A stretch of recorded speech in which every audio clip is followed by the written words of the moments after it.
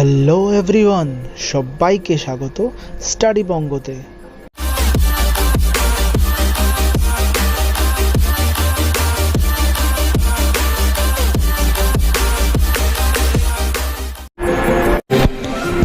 তো যারা যারা চ্যানেলে নতুন তারা ভিডিওটা পুরোটা দেখো, ভালো লাগবে। আর লাইক করতে ভুলো না, আর সাবস্ক্রাইবটা করো। আর সাবস্ক্রাইব করার পরে বেল আইকনে ক্লিক করো। হ্যাঁ, চুলটা কেটেই ফেললাম, যা গরম পড়েছে। হ্যাঁ বুঝতে পারছি, নতুন লুকে যে ভালোই লাগছে। তো সময় নষ্ট না করে চলো শুরু করা যাক। তো এইটা হলো সেন্টেন্স পার্ট 3 এর ভিডিও, যেখানে আমরা শিখব কম্পাউন্ড সেন্টেন্স। কম্পাউন্ড সেন্টেন্স কি, তার গঠন, তার উদাহরণ, তার ব্যবহার এবং কম্পাউন্ড সেন্টেন্স দিয়ে জয়েনিং এবং তাতে ট্রান্সফরমেশন। তো শুরু করার আগে বলে নিই, তোমরা যারা সেন্টেন্সের ভিডিওটা দেখোনি অথবা সিম্পল সেন্টেন্সের ভিডিওটা দেখোনি, সেই ভিডিওটা উপরে আই বাটনে ক্লিক করে দেখে নাও, তাহলে এই ভিডিওটা বুঝতে সুবিধা হবে। কারণ আমরা যে আজ কম্পাউন্ড সেন্টেন্স নিয়ে আলোচনা করব সেটাও সেন্টেন্সের এক ধরনের ভাগ, এবং সেটার নিয়ে ডিটেলসে আমি সিম্পল সেন্টেন্সের ভিডিওটাতে আলোচনা করেছি, তোমরা সেটা দেখে নিও। এবার দেখে নেওয়া যাক কম্পাউন্ড সেন্টেন্সটা কি বা what is compound sentence. A sentence which contains more than one main clause and joined by a coordinating conjunction is called a compound sentence. অর্থাৎ একটা বাক্যের মধ্যে যখন একটার বেশি মেন ক্লজ থাকবে এবং সেই মেন ক্লজগুলো যখন কোঅর্ডিনেটিং কনজাংশন দ্বারা জয়েন্ট বা যুক্ত থাকবে, তখনই সেই সেন্টেন্সটাকে আমরা কম্পাউন্ড সেন্টেন্স হিসেবে বলতে পারি। তো এইখানে দেখো, আমি কোঅর্ডিনেটিং কনজাংশনের কথা বলেছি। কোঅর্ডিনেট করা মানে তুলনা করা। তো যে সমস্ত কনজাংশনগুলো তুলনা করে বা কোঅর্ডিনেট করে, সেগুলো আমরা এইখানে ব্যবহার করব। তো সাধারণত যে সমস্ত কোঅর্ডিনেটিং কনজাংশনগুলো আমরা ইউজ করি সেইগুলো হলো ফর, অ্যান্ড, নর, বাট, অর, ইয়েট, সো। এই যে 7খানা কনজাংশনের কথা আমি বললাম, এগুলো ছাড়াও অন্য কনজাংশন ইউজ হয়, কিন্তু এগুলো বেশি ইউজ হয় এবং এইগুলোকে মনে রাখার একটা ট্রিকও আছে। সেই ট্রিকটা হলো fan boys. F for, A for and, N for nor, B for but, O for or, Y for yet and S for so. আশা করছি বুঝতে পেরেছো। কিন্তু এইগুলো এবং এইগুলো ছাড়াও অনেকগুলো কোঅর্ডিনেটিং কনজাংশন আছে যেগুলো কম্পাউন্ড সেন্টেন্সে ইউজ হয়, এবং এই কারণেই এগুলোকে 4 ভাগে ভাগ করা হয়েছে। এই 4টে ভাগ হলো illative conjunction, adversative conjunction, alternative conjunction আর কিউমুলেটিভ বা কপিউলেটিভ কনজাংশন। আমরা এবার ডিটেলসে দেখব এই সমস্ত কনজাংশন ব্যবহার করে কি করে আমরা কম্পাউন্ড সেন্টেন্স বানাতে পারি বা জয়েনিং করতে পারি। First, illative conjunction. ইলেটিভ কথার আক্ষরিক অর্থ হলো সূত্রমূলক, অর্থাৎ আমরা এই কনজাংশনগুলো সেই সমস্ত সেন্টেন্স জয়েন করতে ব্যবহার করব যেখানে একটা সেন্টেন্স ধরে বা সেই সেন্টেন্সের সূত্র ধরে আমরা আরেকটা সেন্টেন্স বলতে পারি। অর্থাৎ এই কনজাংশন ব্যবহার করার ক্ষেত্রে আমরা বুঝতে পারবো যে একটা সেন্টেন্স হবে আরেকটা সেন্টেন্সের কারণ এবং আরেকটা হবে প্রথমটার ফলাফল। এই কনজাংশনের উদাহরণগুলো হলো দেয়ারফোর, ফর, সো ইত্যাদি। এবার আমরা এই সমস্ত কনজাংশনগুলো ব্যবহার করে দুটো সিম্পল সেন্টেন্সকে জয়েন করে একটা নতুন কম্পাউন্ড সেন্টেন্স বানাবো। প্রথম সেন্টেন্স হলো রানী স্টুড ফার্স্ট, আর এর সাথে সেকেন্ড সেন্টেন্স হলো she was praised। এই সেন্টেন্সটাকে কম্পাউন্ড সেন্টেন্স হিসেবে জয়েন করার জন্য প্রথমে আমরা ফার্স্ট সেন্টেন্স যা আছে বসিয়ে দেবো, অর্থাৎ রানী স্টুড ফার্স্ট। তারপরে আমরা এখানে এই ইলেটিভ কনজাংশন যেমন সো সেটা লিখব এবং তারপরে আমরা বাকি সেন্টেন্সটাই লিখে দেবো, অর্থাৎ শি ওয়াজ প্রেজড। সো সেন্টেন্সের মানে দাঁড়ালো রানী প্রথম হয়েছিল, তাই তাকে প্রশংসা করা হয়েছে। আমরা চাইলে এখানে সো এর জায়গায় দেয়ারফরও ইউজ করতে পারতাম, তাতে কিন্তু সেন্টেন্সের মানে বা জিনিসটা কিন্তু চেঞ্জ হতো না। তাহলে আমরা কি বুঝতে পারছি যে দুটো সিম্পল সেন্টেন্সকে কনজাংশন দিয়ে জয়েন করেই আমরা একটা কম্পাউন্ড সেন্টেন্স বানাতে পারি, কারণ সিম্পল সেন্টেন্স মানেই হচ্ছে ইন্ডিপেন্ডেন্ট ক্লজ। তো তোমরা দেখতে পাচ্ছ প্রথম যে দুটো সেন্টেন্স ছিল তার যেটা ইসেন্স, তার যেটা অর্থ, তার যেটা আসল মানে, তার জিসটা কিন্তু সেকেন্ড সেন্টেন্স বা যে নতুন যেই সেন্টেন্সটা সেটাতে কিন্তু রয়ে গেছে। আর এটাই কিন্তু মেন কথা, তুমি জয়েনিং করো সেন্টেন্সের অথবা তুমি ট্রান্সফরমেশন করো, তোমাকে সেন্টেন্সের ইসেন্স বা সেন্টেন্সের অ্যাকচুয়াল মানেটার জিসটা কিন্তু বজায় রাখতে হবে, নাহলে ট্রান্সফরমেশনটাও তোমার ভুল হবে, নাহলে তোমার জয়েনিংটাও ভুল হবে। আর একটা এক্সাম্পল দেখা যাক। Gargi can not go out আর ইট ইজ রেইনিং আউটসাইড। এই সেন্টেন্সটা জয়েনিংয়ের ক্ষেত্রেও আমরা একই রকম পদ্ধতি অবলম্বন করতে পারি, যেমন প্রথমে গার্গী ক্যানট গো আউট পুরোটা আমরা বসিয়ে দিলাম, ঠিক তারপরে আমরা ফর লিখে দিলাম, তারপরে আমরা লাস্ট সেন্টেন্সটা বসিয়ে দিলাম যে it is raining outside. So নতুন সেন্টেন্সের মানে দাঁড়ালো গার্গী বাইরে যেতে পারবে না কারণ বাইরে বৃষ্টি হচ্ছে। আমরা কিন্তু এখানে ফরের জায়গায় দেয়ার ফর বা সো ব্যবহার করতেই পারতাম, কিন্তু সেটা করার ক্ষেত্রে আমরা যেটা করতে হতো, আমাদের সেকেন্ড সেন্টেন্স অর্থাৎ ইট ইজ রেইনিং আউটসাইড ওটাকে প্রথমে নিয়ে আসতে হতো, আর গার্গী ক্যানট গো আউট সেটাকে শেষে করে দিতে হতো, আর ঠিক তার মাঝখানে আমরা দেয়ার ফর বা সো বসাতে পারতাম। আশা করছি তোমরা ইলেটিভ কনজাংশন দিয়ে জয়েনিং বা সেন্টেন্স তৈরি করা বুঝতে পেরেছো। নেক্সট আমরা যাব অ্যাডভার্সেটিভ কনজাংশন দিয়ে কম্পাউন্ড সেন্টেন্স তৈরি করা বা জয়েন করার দিকে। অ্যাডভার্সেটিভ কনজাংশনে অ্যাডভার্সেটিভ কথাটার আক্ষরিক অর্থ হলো বিপরীত, অর্থাৎ এইখানে যে স্টেটমেন্টগুলো আমাদের থাকবে সেগুলো একে অপরের কন্ট্রাডিক্টরি বা বিপরীত হতে পারে, এবং এগুলো কন্ট্রাস্টটাকে এক্সপ্রেস করে। এই রকম কনজাংশনগুলোর উদাহরণ হলো but, still, yet, nevertheless, however, whereas ইত্যাদি।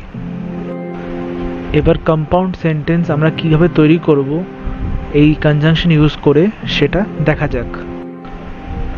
প্রথম সেন্টেন্স হলো শ্রেয়ান ইজ পুয়ার, আর এর সাথে সেকেন্ড সেন্টেন্স হলো হি ইজ অনেস্ট। আমরা সেই আগের মতন প্রথম সেন্টেন্সটাকে পুরো লিখে দেব আর সেকেন্ড সেন্টেন্স থেকে শুধু অনেস্টটা বসাবো, আর এই দুটোকে জয়েন করার জন্য আমরা এই দুটোর মাঝখানে বসাবো বাট কনজাংশন, যদিও এখানে বাটের জায়গায় ইয়েট বসালেও কোনো অসুবিধা ছিল না। সো নতুন সেন্টেন্সের মানে দাঁড়ালো শ্রেয়ান গরিব কিন্তু সৎ, যেটা উপর দুটো সেন্টেন্সের জিস্ট। নেক্সট আমরা আর একটা এক্সাম্পল দেখব। সো সৌম্যজিৎ ওয়াজ ইল, আর এর সাথে সেন্টেন্স হলো হি কেম। এই সেন্টেন্সগুলোকে জয়েন করার জন্য আমরা প্রথম সেন্টেন্সটাকে যা আছে লিখে দেব, মাঝখানে বসাবো ইয়েট কনজাংশন এবং সেকেন্ড সেন্টেন্সটাকে যা আছে লিখে দেব। তো খুব ইজিলি এটা হয়ে যাচ্ছে, এবং এখানে আমরা ইয়েটের জায়গায় স্টিল বা হাউএভারও বসাতে পারতাম, কারণ সেটা বসালেও সেই সেন্টেন্সের জিনিসটা সেমই থাকবে। সো নতুন সেন্টেন্সের মানে হলো সৌম্যজিৎ অসুস্থ ছিল তবুও সে এসেছিল। আশা করছি তোমাদের অ্যাডভার্সেটিভ কনজাংশন নিয়েও কোনো সমস্যা নেই। নেক্সট আমরা চলে যাব অল্টারনেটিভ কনজাংশন দিয়ে কী করে আমরা কম্পাউন্ড সেন্টেন্স বানাতে পারবো বা জয়েনিং করতে পারবো। সো অল্টারনেটিভ কনজাংশনে অল্টারনেটিভ কথাটার আক্ষরিক অর্থ হচ্ছে বিকল্প, তাই এইগুলো আমরা সেখন ইউজ করি যখন আমরা দেখছি দুটো সেন্টেন্সের মধ্যে আমরা বুঝতে পারছি একটা অপরের বিকল্প হতে পারে, তখনই আমরা এই ধরনের কনজাংশন ব্যবহার করব জয়েন করার জন্য বা তৈরি করার জন্য। আর এই সমস্ত কনজাংশনগুলো একটা শর্ত এক্সপ্রেস করে বা বোঝায়। তো অল্টারনেটিভ কনজাংশনের উদাহরণ হলো অর, নর, আদারওয়াইজ, এলস, আইদার, নাইদার ইত্যাদি। সো এর আন্ডারে আমরা সেন্টেন্সের এক্সাম্পলগুলো দেখে নেব। প্রথম এক্সাম্পল হলো work hard Soumya, full stop, you might fail. এটাকে জয়েন করার জন্য আমরা প্রথম সেন্টেন্স যা আছে বসিয়ে দেবো, অর্থাৎ ওয়ার্ক হার্ড সৌম্য। তারপরে আমরা অল্টারনেটিভ কনজাংশন, এই ক্ষেত্রে অর বসাবো, এবং তারপরে সেকেন্ড যে সেন্টেন্সটা ছিল সেটা পুরো বসিয়ে দেবো, অর্থাৎ ইউ মাইট ফেল। সো সেন্টেন্সের মানে দাঁড়ালো কঠোর পরিশ্রম করো সৌম্য, অথবা তুমি ফেল করে যেতে পারো।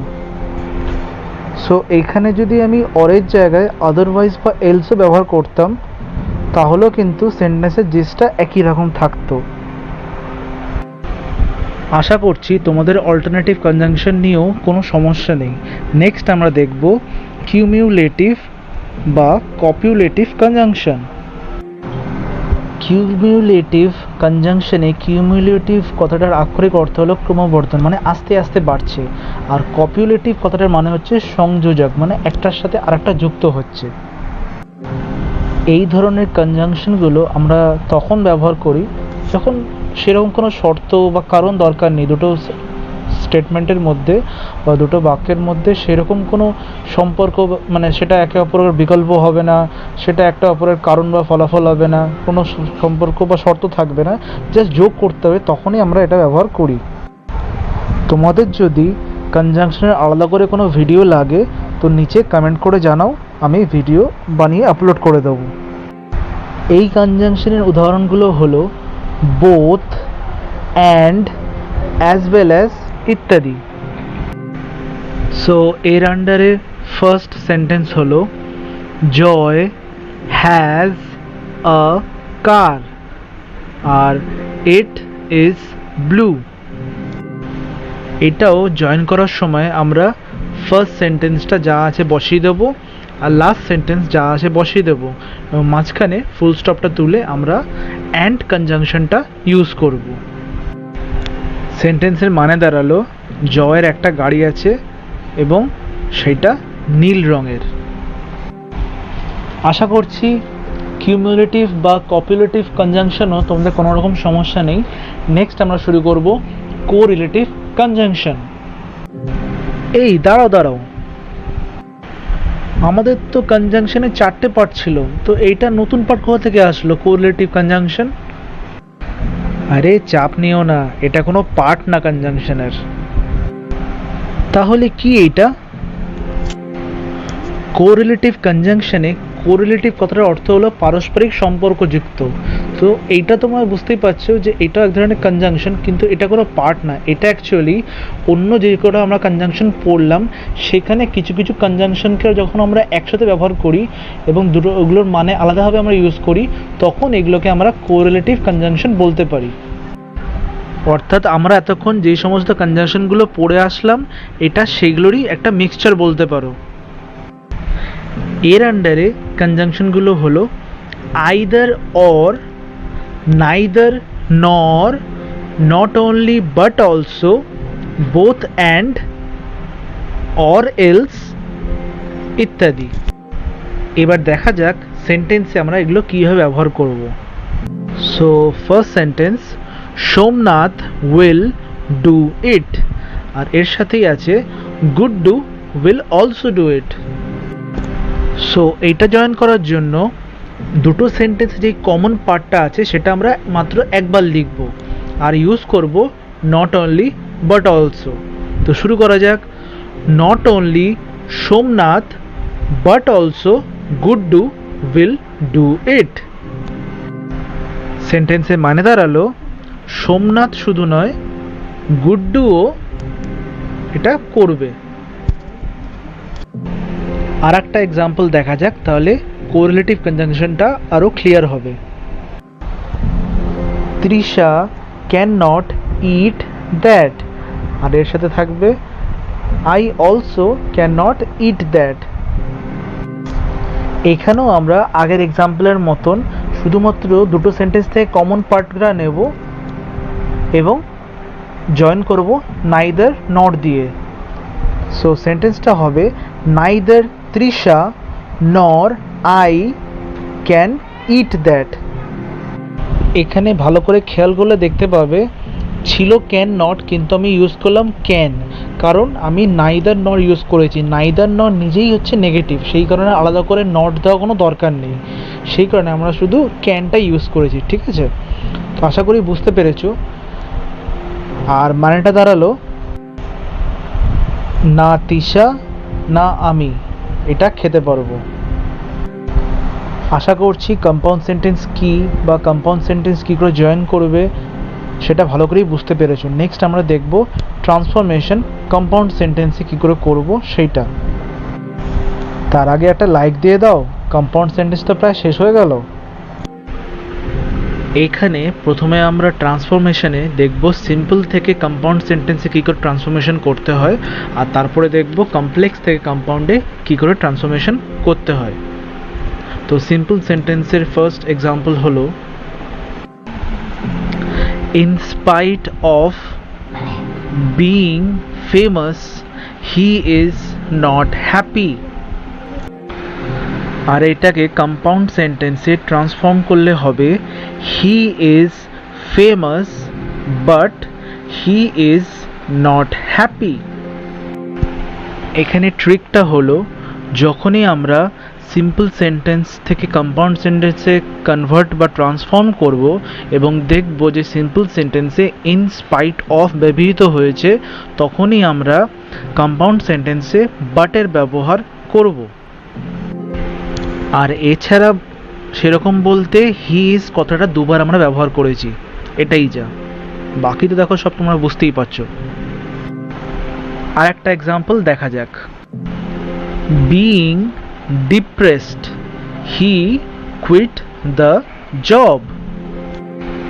আর এটাকে কম্পাউন্ড সেন্টেন্সে ট্রান্সফর্ম করলে হবে he was depressed so he quit the job। এইখানেও ট্রিকটা হলো যখনই পার্টিসিপল থাকবে সিম্পল সেন্টেন্সে এবং সেটাকে কনভার্ট করতে হবে কম্পাউন্ড সেন্টেন্সে, আমরা সো বা দেয়ারফর ব্যবহার করব। তো এখানে আমি সো এর জায়গায় দেয়ারফর ব্যবহার করতেই পারতাম, কোনো সমস্যা ছিল না। আশা করছি তোমরা সিম্পল থেকে কম্পাউন্ড সেন্টেন্স কী করে ট্রান্সফর্ম করবে সেটা ভালোই বুঝতে পেরেছো। নেক্সট আমরা দেখব কমপ্লেক্স থেকে কম্পাউন্ডে ট্রান্সফরমেশন। সো এর আন্ডারে প্রথম এক্সাম্পল হলো when she returned home she became sick। আর এইটাকে কম্পাউন্ড সেন্টেন্সে কনভার্ট করলে হবে she returned home and became sick। এখানে ট্রিকটা হলো যখনই কমপ্লেক্স সেন্টেন্সে when বা as soon as এইগুলো ব্যবহার হবে তখনই আমরা কম্পাউন্ড সেন্টেন্সে ব্যবহার করব অ্যান্ড। এখানেও কিন্তু আমরা ওপরের থেকে শি রিটার্ন হোমটা যেরকম আছে বসিয়ে দিয়েছি, আর বিকেম সিকটাও লাস্টে যেরকম আছে বসিয়ে দিয়েছি, আর মাঝখানে একটা অ্যান্ড বসিয়ে দিয়েছি। ওয়েন আর শিটা আমরা আর লিখিনি। Next, although he is my neighbour I do not talk to him. আর এইটাকে কম্পাউন্ড সেন্টেন্সে কনভার্ট করলে হবে he is my neighbour but I do not talk to him. এইখানে ট্রিকটা হলো যখনই কমপ্লেক্স সেন্টেন্সে দো বা অলদো ব্যবহৃত হবে তখনই আমরা কম্পাউন্ড সেন্টেন্সে কনভার্ট করার জন্য বাটটা ব্যবহার করব। এইখানেও দেখো আমাদের সেরকম কিছু করতেই হয়নি, ওপরের থেকে যা আছে আমরা শুধু বসিয়ে দিলাম, অলদোটাকে তুলে দিলাম এবং ওই দুটো যে সেন্টেন্স ছিল সেই কমাটার জায়গায় আমরা বসিয়ে দিলাম বাট। এবার কমপ্লেক্স সেন্টেন্সের last example, if you do not walk quickly you will miss the বাস।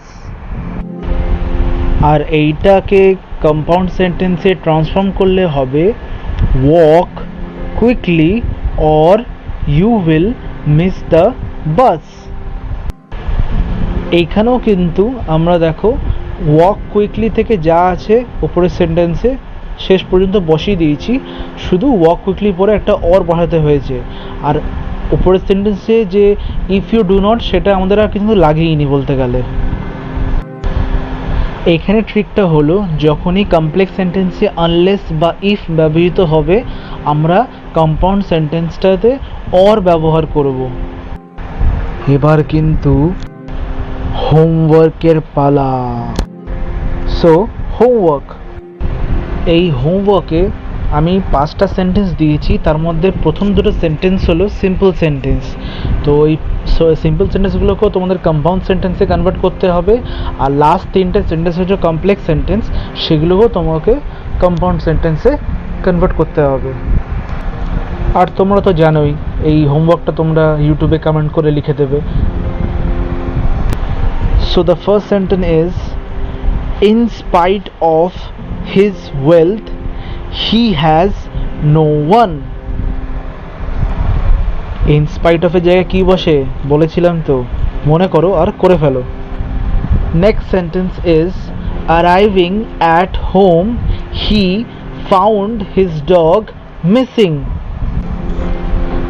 অ্যারাইভিংটা কি পার্টিসিপল, তো পার্টিসিপল থাকলে কম্পাউন্ড সেন্টেন্সে কনভার্ট করতে কি ব্যবহার করি, বসিয়ে দাও আর করে ফেলো। থার্ড সেন্টেন্স হলো, though he is invited he will not come. Though although থাকলে কি হয় মনে করো আর করে ফেলো। Sentence number 4 is, as soon as I saw him I recognized him. As soon as আর when থাকলে কি বসাতে বলেছিলাম কম্পাউন্ডে, বসিয়ে ফেলো আর করে ফেলো। So the last sentence is, unless you tell the truth you will be punished. কি আনলেস থাকলে if থাকলে কি বসে কম্পাউন্ড সেন্টেন্সে, সেটাই বসাবে আর করে দেবে। তোমরা যারা এখনও পর্যন্ত সেন্টেন্সের বাকি ভিডিওগুলো দেখোনি তারা গিয়ে এই ভিডিওটার শেষে সেন্টেন্সের ভিডিওটার একটা লিঙ্ক দেওয়া রয়েছে বা ওই প্লেলিস্ট দেওয়া রয়েছে, সেটা ক্লিক করে দেখে নিও, তোমাদের তাহলে বাকি সেন্টেন্সগুলো বুঝে নিতে সুবিধা হবে। এর উপরে কিন্তু ডিপেন্ড করছে পরবর্তীকালে আমি যে ভিডিওগুলো দেবো সেটা ট্রান্সফরমেশনের উপরে হোক বা সামারির ওপরে, সেটা বুঝতে তোমাদের সুবিধা হবে এগুলো দেখলে। তোমরা অনেকে আমাকে এটাও জিজ্ঞেস করেছো আমি এত কিছু করাই আমার মাথা ব্যথা করে না, তো তোমাদের বলতে চাই না করে না, আর করলেও আমি সেটা একটা জিনিসের মাধ্যমে ঠিক করে নিই। সেটা কি জানতে চাও? সেটা হলো যোগা। তো থ্যাংক ইউ, আজকের জন্য এতটুকুই, বাই।